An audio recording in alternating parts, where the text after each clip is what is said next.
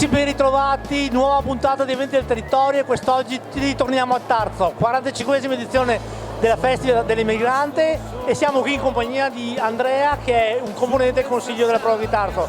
Ben ritrovato Andrea, grazie mille di averci invitato.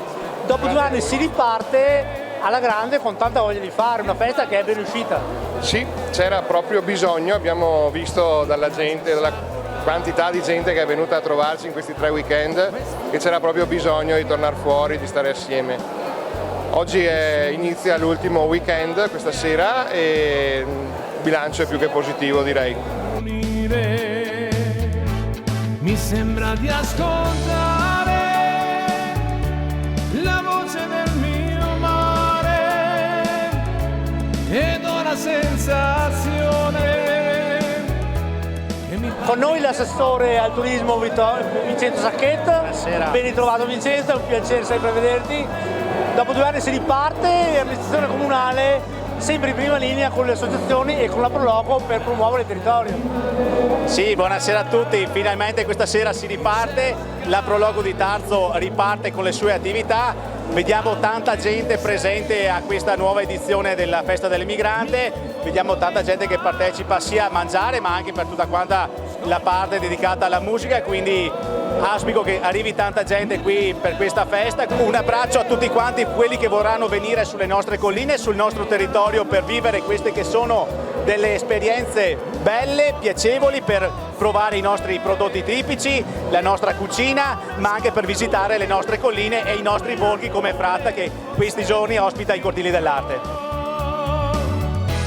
Conosco ogni tua roccia, che ci potrei parlare e tutti i miei segreti. Dietro di noi lo confermano le tante persone che ci sono.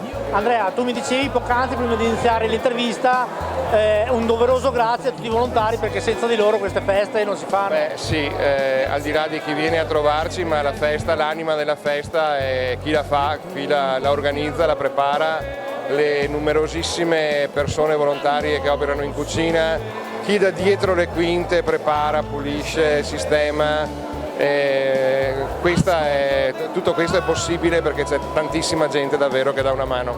E un plauso, anche un ringraziamento anche all'amministrazione comunale. L'amministrazione comunale ci sostiene, come anche Banca Prealpi tutti gli anni, e sì, è questo insieme, questa sinergia di forze che fa sì che la festa sia pienamente riuscita. La notte arriva lenta, il cielo cade giù, amore mio sei tu.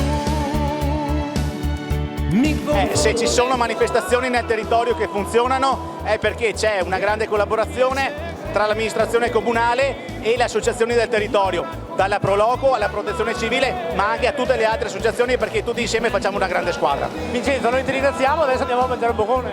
Volentieri, una buona serata a tutti quanti e noi andiamo a degustare i nostri piatti. Cantando il mio piacere, con voce del mio mare, urlando con furore. Prima di andare a mangiare un boccone anche noi, un augurio di un buon ritrovo per la prossima edizione, ma soprattutto per la Candelora che a gennaio speriamo di rifare. E prima ancora la festa della castagna, le prime 3 settimane di ottobre vi aspettiamo. Rimango ancora solo dentro l'acqua ora. Tarzo non è solo festa dell'Emigrante come questa di oggi, ma sarà anche in autunno la festa della castagna e poi a gennaio e febbraio ci sarà anche la festa della Candelora con la sfilata dei carri mascherati e tutte le altre manifestazioni. Quindi un comune di Tarzo che vuole ospitare insieme alle proprie associazioni tutti i turisti, tutti quelli che vogliono visitare il nostro territorio 365 giorni all'anno. E il sole porterà